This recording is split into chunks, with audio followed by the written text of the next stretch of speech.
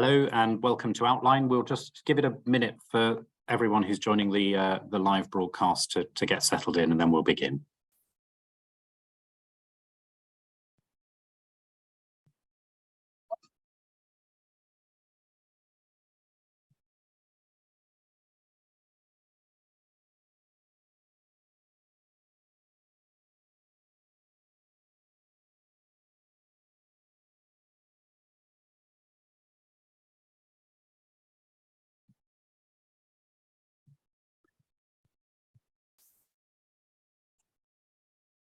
Well, hello.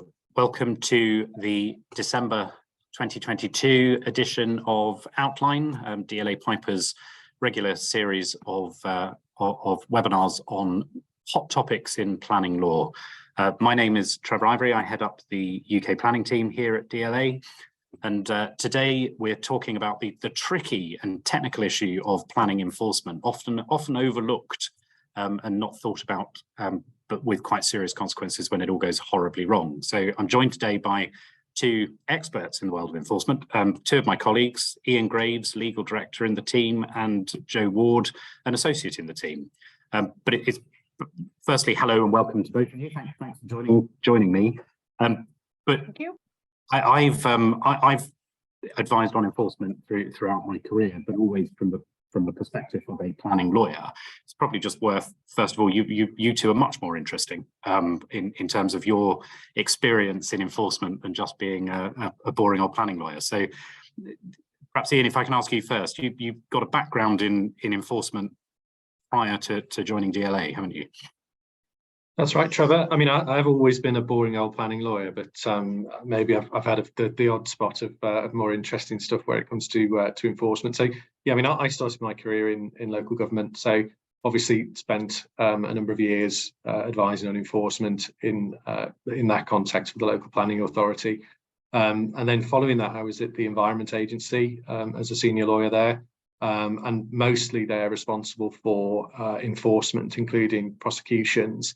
Obviously for environmental regulations, but you know that is very, very similar to planning enforcement. And then since coming into private practice, obviously I've mainly been on the other side of things. So I've got quite a long history of enforcement matters, and still I've got quite an interest in it as a field. And Joe, you've come via a different route again, haven't you? But again, with enforcement being a big part of what you've done up to now. Yeah, I worked for a unitary authority, a local authority, for approximately 18 years as an enforcement officer. So initially I was a licensed enforcement officer, so that would be prosecute taxi drivers, things like that. And then as an environmental health officer later on. So I would be executing warrants, prosecuting for noise, moving on gypsy encampments, all sorts of enforcement issues. Yeah, so I think that's useful because it certainly my background has always been in defending rather than prosecuting, but we've got quite a broad range of experience and perspectives, hopefully, therefore, for the discussion we're about to have. So let's have that discussion. So well, let's sort of kick off then with the general enforcement. I think probably in a planning context, we all think about an enforcement notice first, but of course there are a number of tools and a number of powers available to planning authorities to enforce breaches of planning. So Ian, I'll ask you perhaps just to outline the powers, but I think before I do, it's just worth me saying that what we're going to focus on today is planning enforcement. There are sort of different, slight differences around advertisement consent regime breaches, listed building enforcement notices, and tree preservation orders. So we're going to put those to one side, otherwise we'd be here all day. We're just going to focus on sort of good old 1990 Act planning enforcement. So in that context, Ian, perhaps you can just explain what powers are open to a planning authority.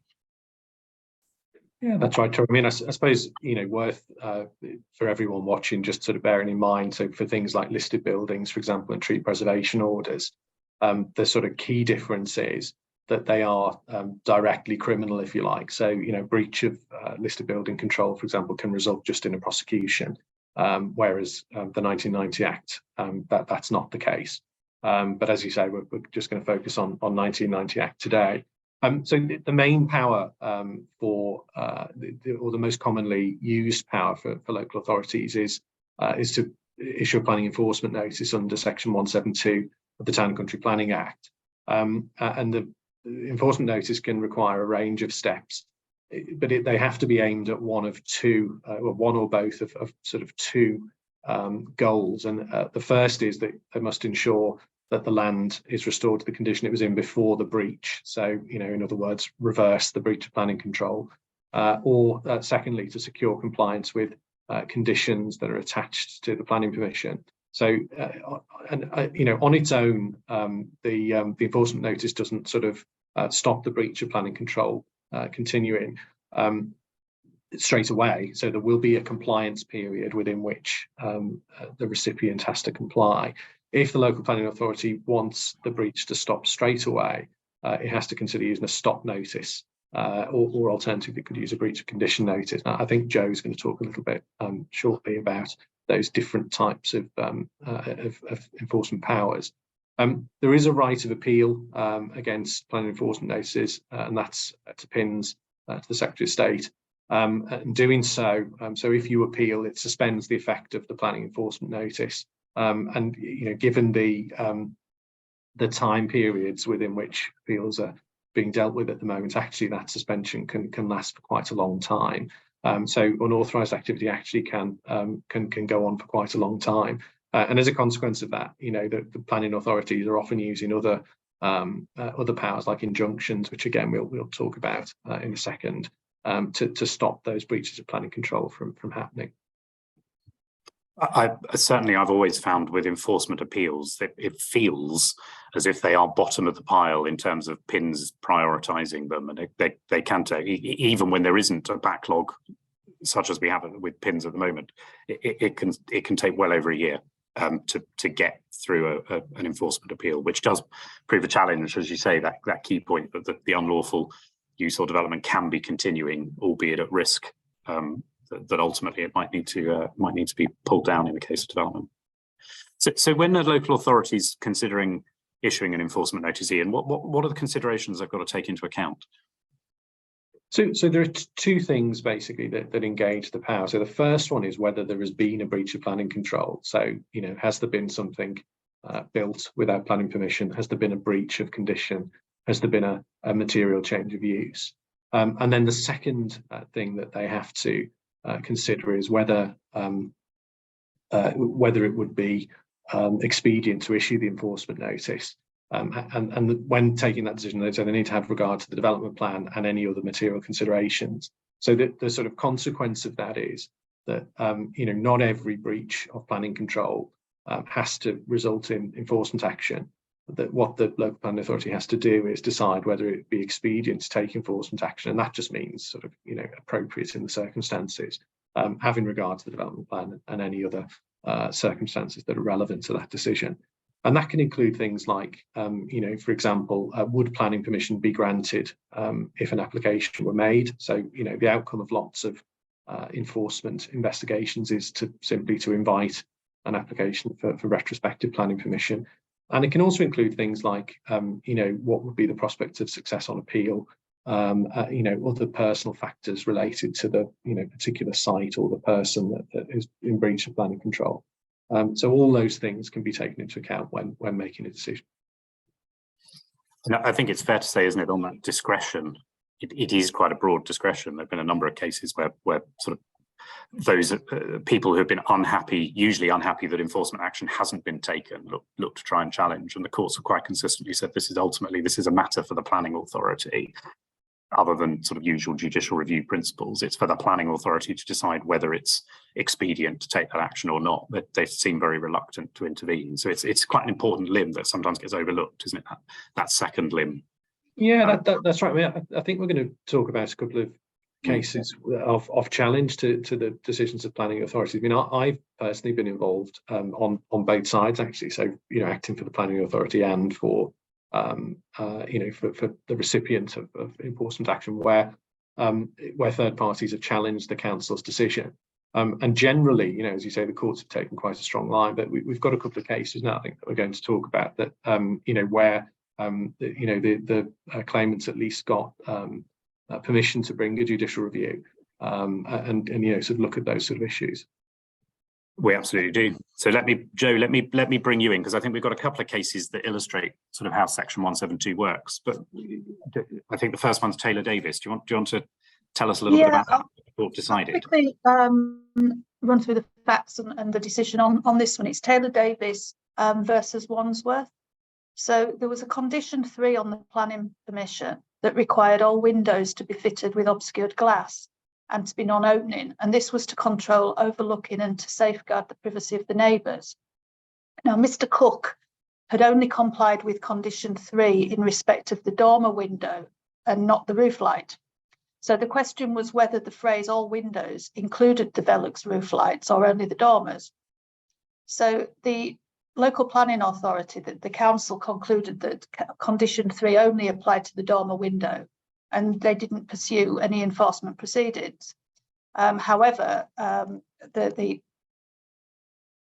Taylor Davies, who were the neighbours, they JR'd the decision, and the case was heard before Mrs. Justice Lang. The proper interpretation of a planning permission is a matter of law and not planning judgment. So the judge followed the well-established case law principles and first considered what a reasonable reader would interpret the permission to say. Now, she held that the permission was ambiguous, as condition 3 could be read as referring to both dormer windows and to roof lights because it didn't distinguish between the different types of windows. But there was an annotation on the approved drawings. Now, this annotation read windows to be made obscure glass, but it only applied to the dormer window because there was this L-shaped line that pointed directly and exclusively to the dormer window, which was below it.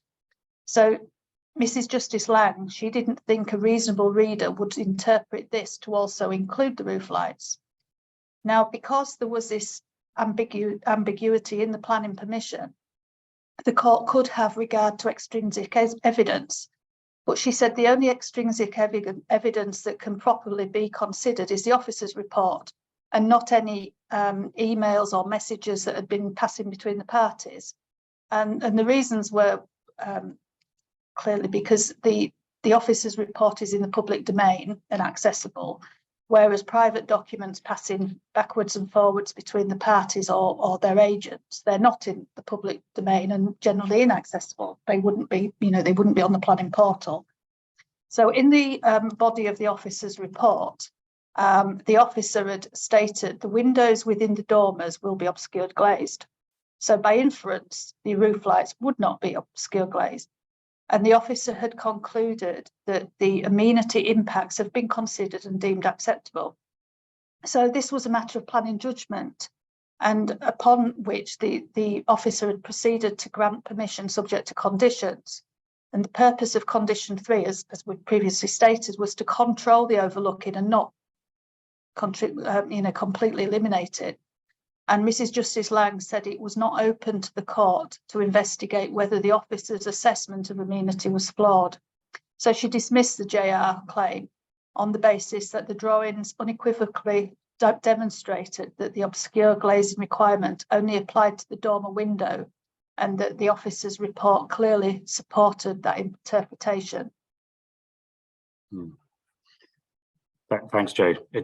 That really sort of hinges on the interpretation of the planning condition, doesn't it? But it feels to me as if that second limb, had the decision gone the other way and the conclusion been that it applied to both, then you'd have been starting to engage that. Well, okay, maybe it should have been glazed, but actually, is it expedient, given it's a roof light rather than a directly overlooking window? Would it have been expedient to enforce in any event? It feels like that may have been an alternative route through had it been needed.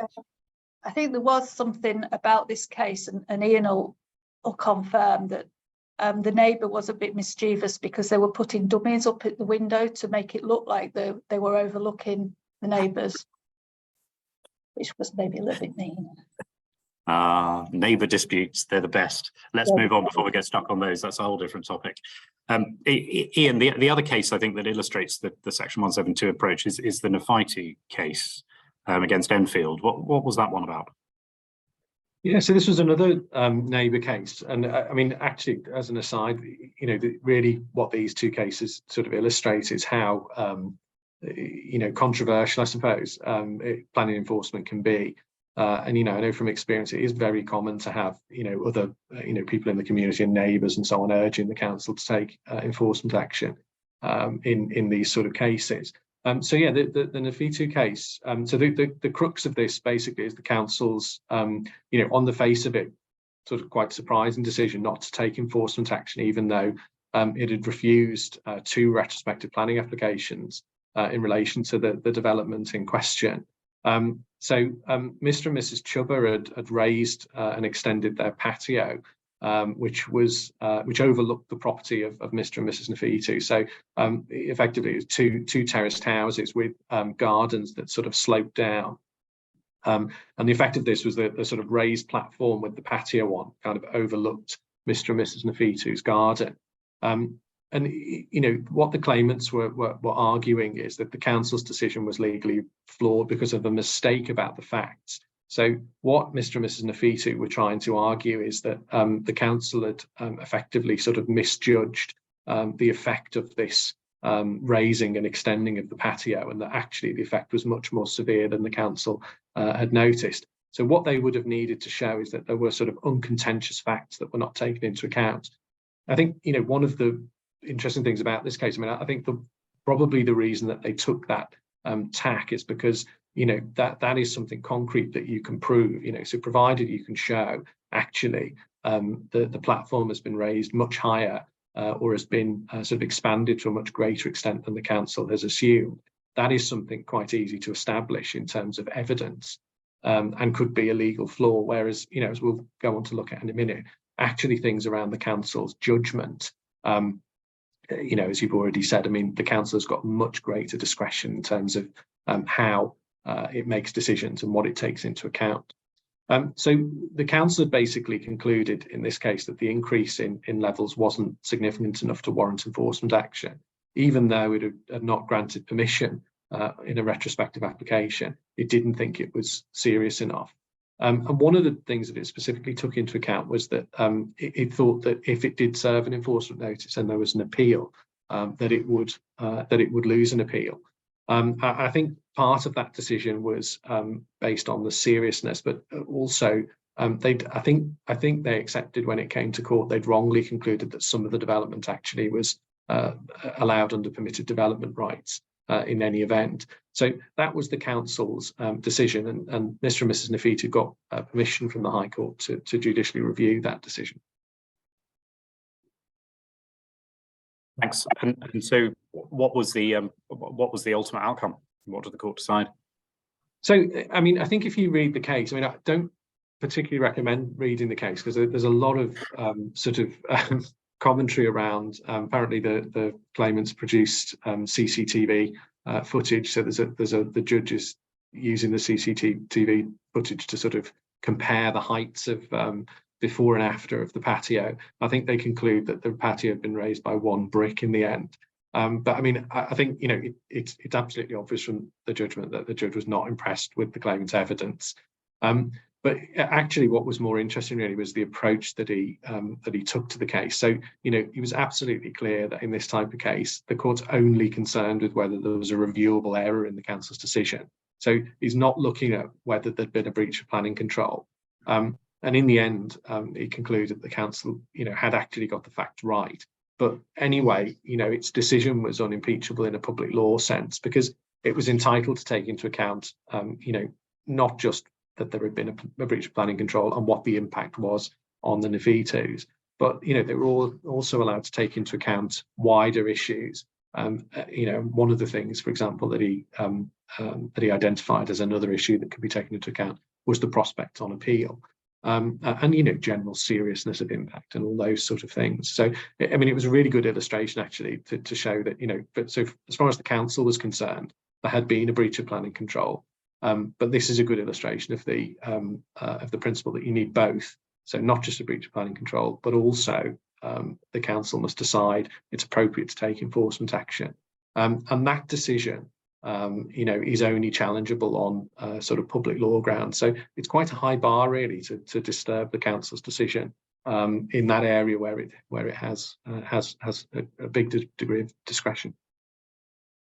And the cases tend to be people who are unhappy at a decision not to take enforcement action. But I think it's worth just noting, as we're on the topic, it works the other way around as well, doesn't it? And I've certainly seen cases where a client is having enforcement action taken against them, and actually the client's view is, well, look, it's just not expedient, this isn't important. But the discretion is equally wide both ways, isn't it? If the planning authority concludes it is expedient, then again a court is going to be very reluctant to second guess that, as long as it's been done in a legally robust way in accordance with JR principles. So you can sometimes, as if you are the offending party, you can sometimes get away with it on the back of whether it's expedient or not, but also you can sometimes feel that the council's being overly aggressive. That's tough luck, I think, in the same way in most cases, isn't it? But I think that's right. And I mean, actually, I suppose in terms of judicial review, I mean, that quite commonly comes up in terms of in relation to breach of condition notices, because of course there's no right of appeal in that in that situation. So I mean, there are lots of cases around judicial review of the council's decision to issue a breach of condition notice, for example. So but yeah, no, I mean, absolutely. I mean, councils can, I mean, there's nothing saying that councils, again, provided it's not irrational, but they don't have to take the same decision in, two cases that on the face of it are really quite similar. Provided they can identify factors that, can be given different amounts of weight. And again, the court wouldn't necessarily interfere with that sort of situation. So, I mean, certainly I've had clients in the past who felt really quite hard done by in terms of having enforcement action taken against them when they can point to, maybe someone else in the same street or another business that, effectively seems to have committed the same breach of planning control, and enforcement action wasn't taken against them. No. Can we come on? I'm conscious of time. Ian, you at the beginning, you sort of pointed out the various different types of enforcement, and you mentioned the injunction, and we are seeing that, I think, increasingly. The injunction rather than the sort of 1990 Act specific powers. Can you just tell us a little bit more about injunctions? When might they be used, and I guess what should you do if you're the subject of one? Yeah, so I mean, I think probably perhaps around 12 years ago, I think we really started to see injunctions being more widely used. I mean, one of the big advantages from the local planning authority's point of view, of course, is it's the only way really that they can take action against an anticipated breach of planning control. So that is one situation where that is the sort of appropriate tool. But that said, there's nothing in the Act, and this has been confirmed by the courts, that says that they have to have taken any other sort of or considered taking any other sort of enforcement action before they use an injunction. So it's not a sort of last resort power. They can go straight to injunction and use that in appropriate cases. And as you say, we've seen local authorities do that much more frequently. I think one of the main reasons why it is sort of a very flexible tool. I mean, firstly, it is just that it's more flexible in a lot of ways in terms of what it can require an injunction. Versus enforcement notices and so on. But also the penalties for breach in a lot of ways are more severe. So if you are in breach of an injunction, you're in contempt of court, and that can result in imprisonment ultimately of up to 6 months. And I mean certainly most people I think who've been involved in enforcement will have seen people go to prison for breaches of injunction for contempt of court. So, it really, having that hanging over you really does encourage compliance on the part of those who breach planning control. In appropriate cases, I mean, it's commonly used in gypsy and traveller cases, but, very widely in terms of, particularly people that repeatedly breach planning control. It's seen now as an appropriate tool. I suppose, in terms of takeaways from that, I mean, I think, if you're a local planning authority, I'm sure you already do this, but consider it as a really flexible and effective enforcement tool. If you're on the receiving end of an injunction, it's really important that you get legal advice straight away, because actually the consequences can be really severe, and as I say, it can include things like imprisonment. So you need to get in touch with a lawyer straight away. Yeah. Absolutely, and I think we've got a case, Joe, that I'd like you to talk about, if you don't mind, that illustrates the interaction between different types of enforcement, which is the liquid leisure case. What was that case all about? Well, this was a case where the question was whether a council could serve a breach of condition notice when an enforcement notice appeal was outstanding. Now, a breach of condition notice it's intended to be an alternative to a planning enforcement notice. The local planning authority can use it to stop the breach of planning control quickly by using it alongside, because we said it can take some time for the planning enforcement notice to kick in. So basically, it requires the recipient to remedy the planning condition breach within the time period that's set out in the notice. And so the notice has to specify what the breach is and what the steps are that are needed to remedy. And currently the fine for breach of a condition notice for non-compliance is £2,500. Now, this liquid leisure case, it was liquid leisure versus the Royal Borough of Windsor and Maidenhead, and it was regarding a water sports facility which was within the green belt. Now, the claimant applied for a JR of the council's decision to issue a breach of condition notice in respect of the lakeside site, because the claimant had planning permission to use the lake for water skiing and windsurfing and to install a clubhouse and a boathouse. Now, the council had issued the enforcement notice, and the hearing was scheduled for November 2022. So the claimant's strategy was to try and separate the operational development and change of use. So if successful, it would mean that the operational development would become lawful, as it would be more than 4 years. 4 years would have passed. But in late 2021, the council issued the breach of condition notice. Now, this alleged a breach of condition 2 of the planning permission, which expressly stated that any further operational development would require planning permission. And it said that this was to prevent the operational development becoming lawful and to narrow the issues between the parties on appeal. So the breach of condition notice, the BCN, overlapped with elements of the enforcement notice. And the enforcement notice, as we know, was of no effect because it was pending the appeal. But the BCN had no right of appeal. So the LPA had extended the time for compliance with the BCN on several occasions. So the claimant submitted that, well, amongst other things, that the decision to issue the BCN was unreasonable and an abuse of statutory powers, that the reasons for issuing it were inadequate, and that the council had failed to discharge the public sector equality duty in deciding to issue the breach of condition notice, given that the site was used by lots of people with protected characteristics. Now, the court held in this case that the council was entitled to use its discretionary enforcement powers to address suspected breaches of planning control, and there was nothing in the statutory scheme that making an enforcement notice and a breach of condition notice mutually exclusive. The council was entitled to protect itself against the possibility of the alleged breaches becoming immune to enforcement through the passage of time.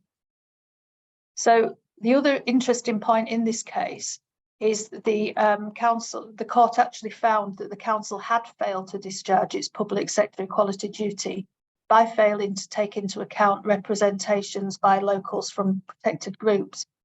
But the court didn't grant any relief in respect of this because it wouldn't have changed the decision. It was unlikely to have changed the decision because the local planning authority had concluded that the unauthorised development was inappropriate development in the green belt.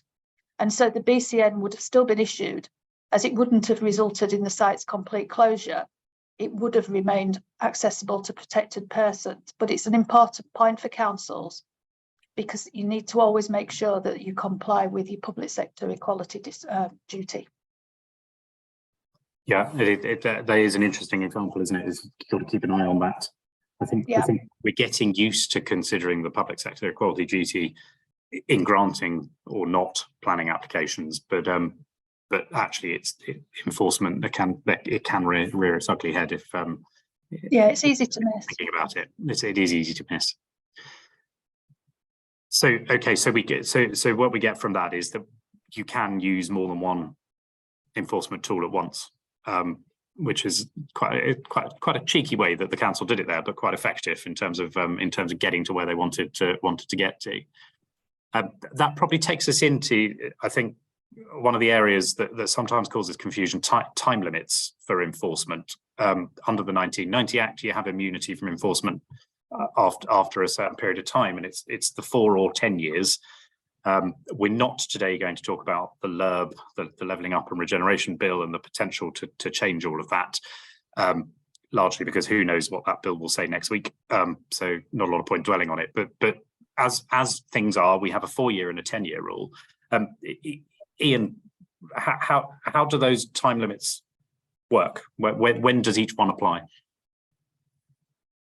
So yeah, I mean, I think probably most people watching will know that there is a 4-year rule and a 10-year rule in terms of breaches. So that's the period within which councils have to take enforcement action. So the 4-year rule applies to primarily to built development. So anything that's a building, there would be a 4-year period from substantial completion of the building for the council to take enforcement action. Also, the 4-year rule would apply to change of use to a dwelling house. So I think, that's on the basis, obviously, that would be someone's home. So it benefits from a shorter period. And then everything else in terms of breaches of planning control will be a 10-year time period. So the council has 10 years. And that includes things like material change of use, obviously, and breaches of condition. And the 10 years in those cases would start to run. So in the case of material change of use, it would be from the date of the use, and for breach of condition from the date that the condition was breached. And are there any exceptions? There are exceptions. So I mean, one exception which is quite sort of frequently forgotten about is, people often call it the second bite rule. But effectively, if the council has purported to take enforcement action against a breach, and so that would be a situation, for example, where a council has issued an enforcement notice that had some, legal defect in it or something. Perhaps it's withdrawn the enforcement notice, or it's been quashed on appeal, or something similar to that. So in those circumstances, the council's then got another 4 years to serve an enforcement notice. And as I say, that is quite frequently forgotten about. There was a case early this year, a case called Mora, where it appeared that the council and the inspector hearing the certificate of lawfulness appeal had sort of forgotten about that rule, and it had to be corrected by the High Court. Another sort of exception is in cases that relate to concealment. So this is where a party has breached planning control, but has done it in such a way as to conceal the breach from the local planning authority. And in those circumstances, the planning authority can now seek what's called a planning enforcement order, which is effectively an order from the magistrates' court that allows the council an extra 12 months to take enforcement action. So the council would have to seek that within 6 months of discovering the breach, effectively. But what that means is, in the case of concealed breaches of enforcement control, of planning control rather, even after 4 years or 10 years has expired, if it's a case of concealment, the council could still come back and take enforcement action.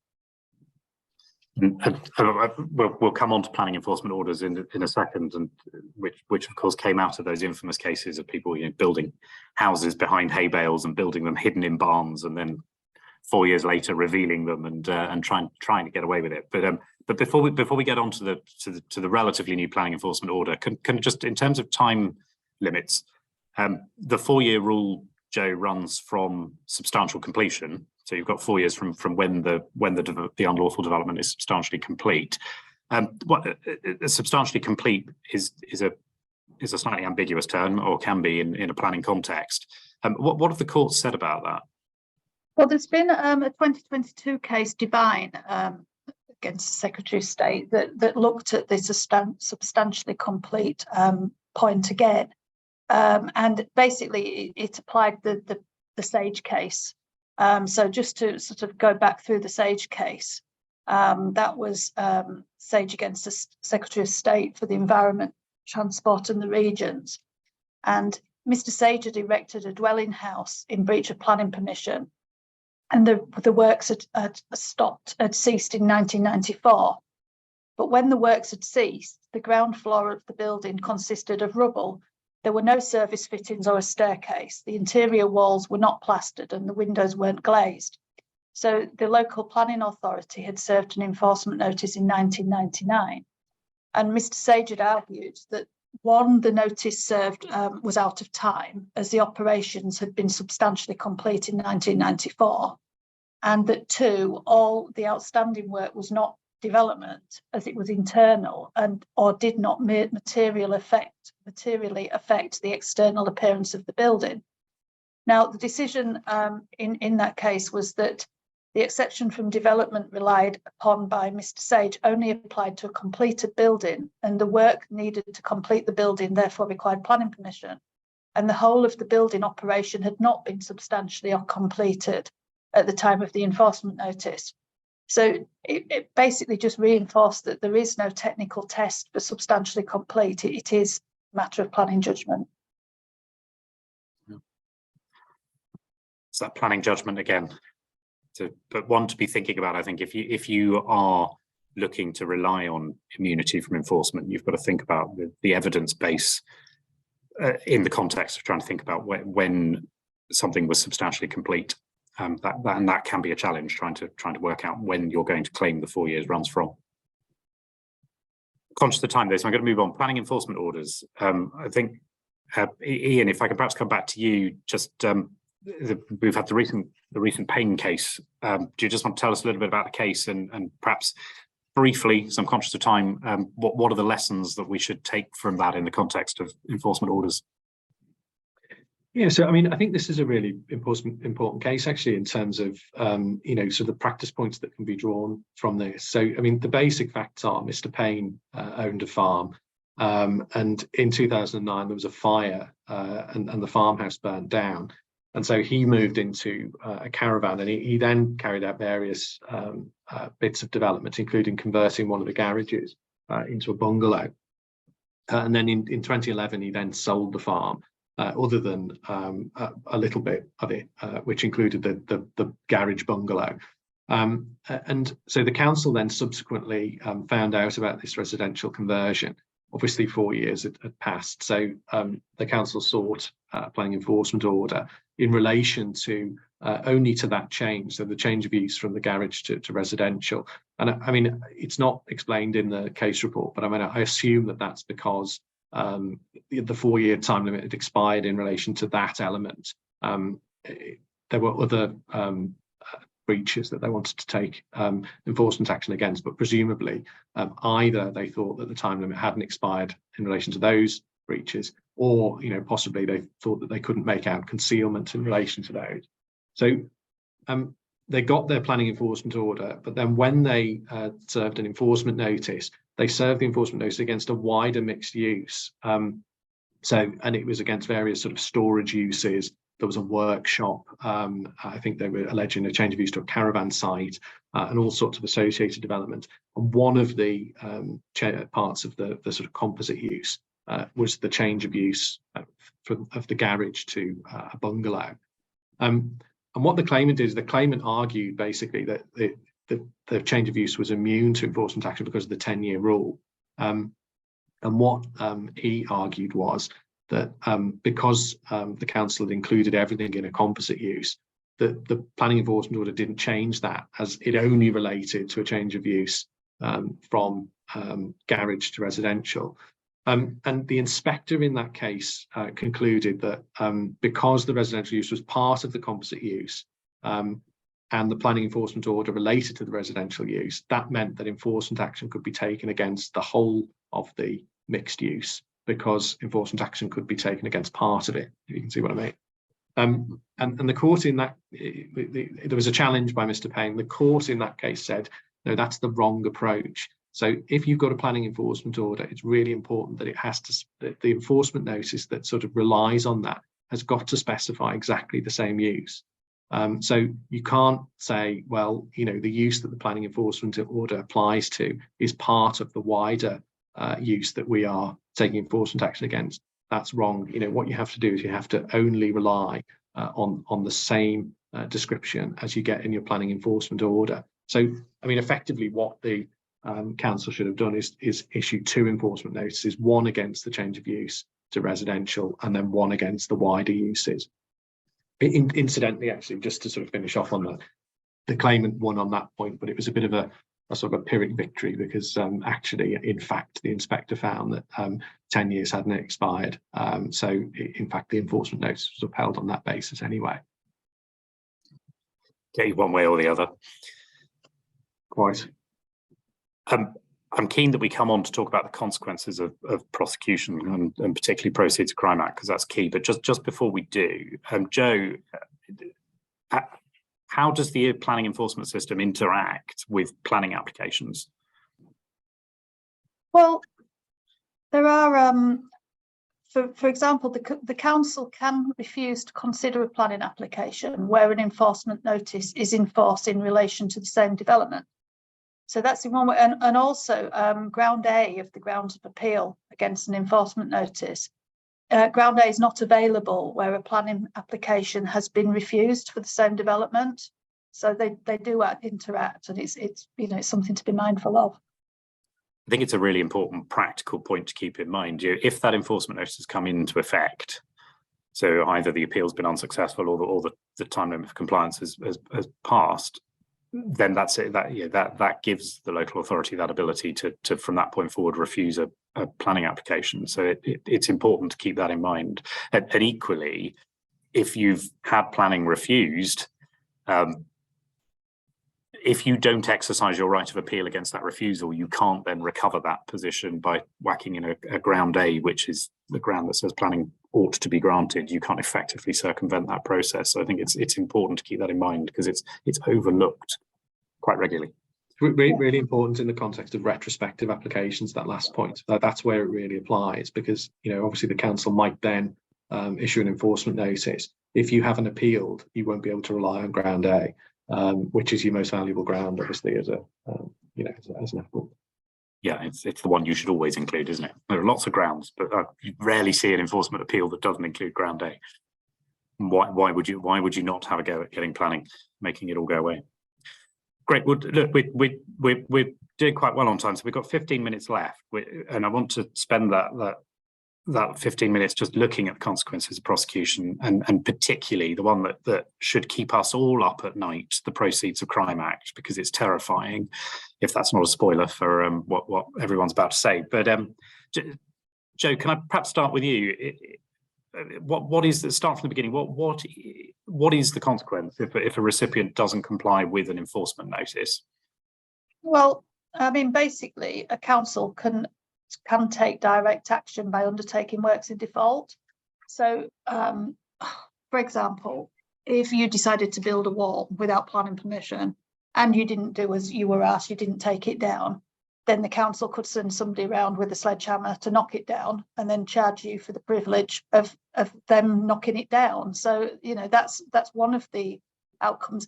It's not often used by the council. It is quite rare. But obviously, to pay the council's expenses for doing that could be quite a lot more than had you done it yourself. But the preferred option of the council is to prosecute for failure to comply. And if convicted, then, an offender can be liable to an unlimited fine.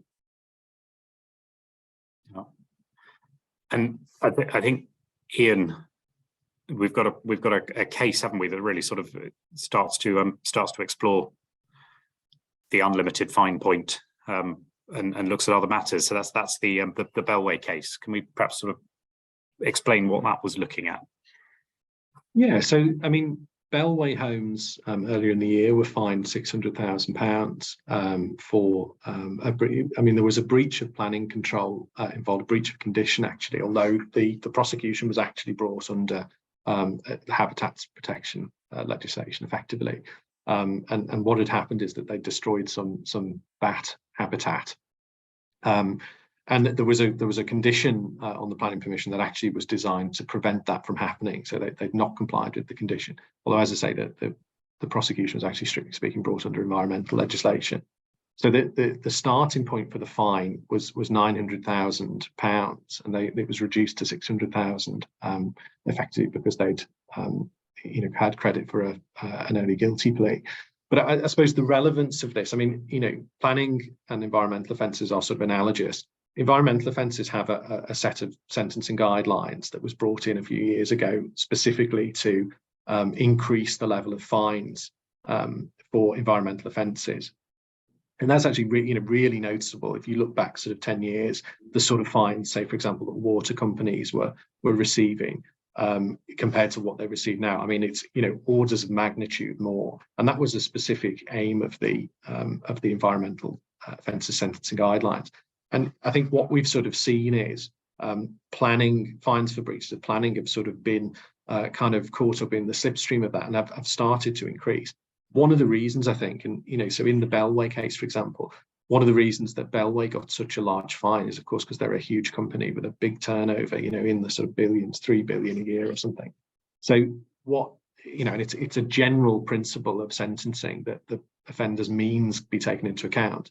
Generally, in criminal cases, means sort of acts to reduce the level of fine because, a lot of criminals in the sort of general criminal courts, are not of substantial means. But of course, it can operate the other way as well. So, it's what the courts are basically saying is that the fine's got to be substantial enough to send a real message to offenders. And so, we've seen recently another house builder, for example, was fined £150,000 for breach of a temporary stop notice. So, you really will see, if you're a big organisation, you are in danger in certain circumstances of paying really quite big fines, because what the court will do is it will look at, obviously the seriousness of the offence, whether there are any aggravating and mitigating factors and so on, but also it will look at your means. And if you're a, FTSE 100 company, you're liable to have a large turnover, and the court is going to want to reflect that in the fine so that it sends a real message to the directors and shareholders of that company. So what the point is, it's the actual turnover that's the important figure. Yeah, I mean, it would be based on turnover, not profit. Yeah. Well, I mean, they would take into account both. I think, take into account profit as well. If you turn over 2 billion, don't make any money, I think you probably end up with a lesser fine. But I mean, the turnover is a really important point. And I mean, certainly in the context of environmental offences, water companies have seen, absolutely astronomical fines for sort of pollution offences and so on, into the millions in some cases. And I think turnover becomes particularly important if you've got a sort of complicated corporate structure. And sometimes either for tax reasons or other things, the profit is being made in one vehicle, but the actual business is trading out of another. That's when turnover becomes really important, because you may be making no profit because you're siphoning it through other means, but you still can get caught. And that message, and I think, Ian, it's a really important point, that where environmental penalties are leading, planning is definitely, there's a drag that's happening because of that analogous relationship between the two. We've seen that spike in fines, so that the fine of itself can now be a big number, particularly if you're a well-funded corporate. But it doesn't end there, does it? You get your unlimited fine, but then having been convicted of an offence, and this is any offence, but in this case, having been convicted of a planning offence, that triggers the Proceeds of Crime Act poker to its friends. And it gets even worse at that point, doesn't it? Ian, can you perhaps just talk through briefly what does poker add to the unlimited fine? Yeah, so the Proceeds of Crime Act is so this is completely separate from the punishment that you would receive through the fine. But I mean, Proceeds of Crime Act was originally enacted to sort of deal with financial crime, so really money laundering offences, and those related to things like drug dealing and breach of sanctions regimes and all these sort of things. So the idea is to remove the ill-gotten gains from people who carry out those sort of offences. But I mean, you know, gradually, I think as time has moved on, it has also been started to be used in relation to regulatory offences, including planning. And so what this basically does is, you know, the court can make a confiscation order, and the purpose of the confiscation order is to remove any financial benefit from the offence. And as I say, you know, this applies in planning. Now, the thing that you just need to sort of understand about the Proceeds of Crime Act is that it's really draconian legislation. So, you know, for example, when we're looking at the financial benefits that accrue from an offence, it's not just, you know, it's not the profit that you've made, it's any financial benefit that you've received at all. So that has been held to be, you know, so it's revenue, for example, not profit. So there was a famous case a few years ago of an unlawful sort of park and ride scheme at Stansted Airport. And the confiscation order in that case was, I think it was about sort of £700,000-800,000, even though, because that was the amount of revenue that had been received by those running the operation, even though they could prove actually that they hadn't made that much in terms of profit. Actually, what they'd made in terms of profit was a fraction of that because of various overheads and so on. That's not how proceeds of crime works. It would be, the starting point would be that the revenue is the financial benefit. And equally, you know, other situations, for example, where, you know, so in another case, the cost of obtaining the avoided regulatory consent was included as a financial gain. There's another quite well-known planning case that was around a breach of a tree protection order, where somebody had chopped down a tree that was subject to a TPO, and there was a confiscation order of £50,000 made in that case, on the basis that the financial gain was the increase in value of the property, because once the tree had been removed, it had a nicer view, and it was, you know, it was a view over some estuary or something that was, you know, quite beautiful, but had previously been blocked by a tree. So the assessment in that case was that had increased the value of the property by 50,000, and that was a confiscation order. So, you know, you can see that really is quite draconian. One of the other issues is that there is a sort of operation of like reverse burden of proof. So actually, once it's engaged, it's for the defendant to show that they haven't made a financial, you know, haven't received a financial benefit. And that, you know, in some circumstances, if the criminal lifestyle test is engaged, actually it can go back further than the offence. So, you know, this can be a real problem for people operating, you know, for example, illegal, you know, HMOs, for example. You know, that can be a real problem actually, because, you know, what the court can do is say, go back 6 years and say everything that you've had in that 6 years from a financial perspective is the proceeds of crime, unless you can prove otherwise. And quite often, actually, for, you know, small scale operators of, you know, buy-to-let businesses and stuff, it's quite hard actually for them to show that money's been obtained legitimately. So I suppose where I'm coming to with this is, you know, Proceeds of Crime Act is really serious. It's really draconian, and it's something that you really need to take into account, because in some ways it's worse than the, you know, it's worse than the punishment the court would give in terms of a fine. The criminal lifestyle point that you've just raised, I think you and I recently saw an example where that was potentially going to be engaged, although we managed to avoid it through some very good advice. But you know, there's an administrative element to that. If you are a PLC and criminal lifestyle is engaged, you have to be able to demonstrate every penny that's gone through your accounts in the previous 6 years. You have to be able to account for where it came from. Now, you know, I'm sure for PLCs, ultimately, they can do that. They're legitimate businesses. But the administrative task of that, you're not going to endear yourself to your finance director when you tell them that they've got to go through and be able to do that to the criminal standard of proof before a court. That of itself, quite apart from whether there's any confiscation at the end of it, that is a huge administrative task. So I think, yeah, I'm always keen not to overplay these things, but the consequences can be quite severe if this is engaged. And I think it's also worth noting that the planning authority, as the prosecuting body, gets to retain some of what is confiscated. So there is a financial incentive for an underfunded local authority. If they can secure a conviction, there is an incentive for them to trigger poker and to look to go for a confiscation order, go for criminal lifestyle, because they actually get to keep some of what ultimately is confiscated. So it's something that, you know, is a very real threat. So don't get there is the short answer, isn't it? That's the message. Definitely right, Trevor. And I suppose, you know, equally from the perspective of local planning authorities, I mean, you know, they should be looking at this in appropriate cases, because you know, it is a way that enforcement action can be funded. And actually, you know, we've seen it more and more now. You know, obviously as you know, local authority budgets become more and more strained. So, you know, it is something that's on the rise, along with injunctions, I suppose, as the two big sort of themes in planning enforcement over the last few years. Yeah. Right, I'm going to draw it to an end there. Just before I ask both of you for your final thoughts, I've been getting messages as we've been going along from our colleague up in Edinburgh, Michael Gregg, who's asked me to point out two things for the benefit of anyone practicing in Scotland and operating in Scotland.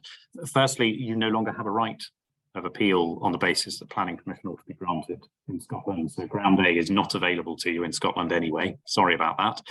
If you were hoping to rely on it. And also the way criminal prosecution is very different in Scotland, and poker, I think, applies. But Michael's making the point to me that planning authorities don't prosecute directly in Scotland, and therefore it's rare. And I think he's making the point he's not aware that poker's ever been engaged in Scotland in the same way. So you can't have your Ground A appeal in Scotland, but you might avoid poker. So leave you to decide whether that's a win or not to breach planning north of the border rather than south. Thank you for that, Michael. Always good to be kept on the straight and narrow in terms of the differences between English, Welsh and Scottish planning law. But just in the last sort of minute that we've got left before we hit our hour time limit, perhaps just what should people take away? What's your top takeaway from this morning? Jo, can I come to you first? Yeah, I think that planning enforcement is technical. There are procedures that need to be, you know, gone through. And if you're a local authority, make sure your notice is right. Get somebody to check it. Get somebody to double check it, because if it's not right, it's not valid. And on the other side, if you receive a notice, you know, take it to your legal advisor and get them to check it, because there are so many times when, you know, it can be just quashed because it just isn't technically right. So always check. Good advice. Ian, what about you?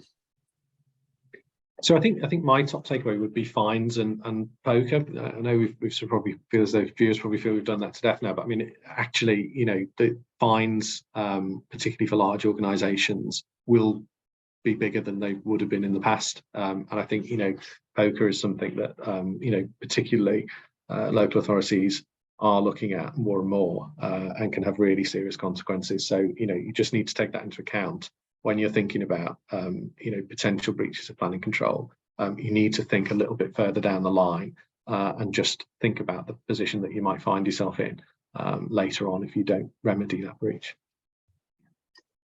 And probably final couple of thoughts from me. I think your point at the very beginning, Ian, that the difference, we've talked about the 1990 Act enforcement today, but the listed building advertisement consent, the difference with those regimes, one of the differences is that it's an instant criminal offence. You don't get the fair warning of an enforcement notice. So it's even more critical there, because the moment you're in breach of the advertisement consent regs, the moment you're in breach of the listed building regime, you are potentially guilty of a criminal offence, and poker is engaged with no warning, with no opportunity to remedy that breach. So I think it really is important to keep that in mind.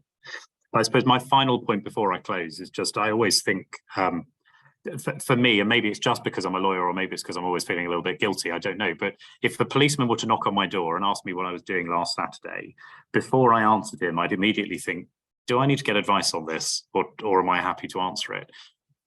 Local planning authorities have powers of prosecution the same as police in the context of planning. when you are in discussions, even informal discussions about potential breaches, you've got to be aware that there are potential criminal consequences that come along behind. So for me, I always think if planning authorities are asking you whether you've complied with conditions or breached planning in some way, just have that in mind and don't underestimate the risk if there are issues there, and do think about that need to get advice at the right time rather than after you've inadvertently admitted to a criminal offence or two. We're at our hour, so that's a perfect place to stop. Ian and Joe, thank you both very much. Thank you as ever to our audience. We will be back in after Christmas now. So this is our last one of 2022. So we will be back in January next year, on January the 19th, sorry, where we'll be looking at all the interesting bits of planning that we didn't get round to from 2022. So we'll be looking back at some of the highlights from planning in January. So very much hope that you can join us for that. But in the meantime, I wish you all a very happy Christmas. Enjoy the break, and all the best for the beginning of 2023. Bye-bye. Bye-bye. Thank you. Bye.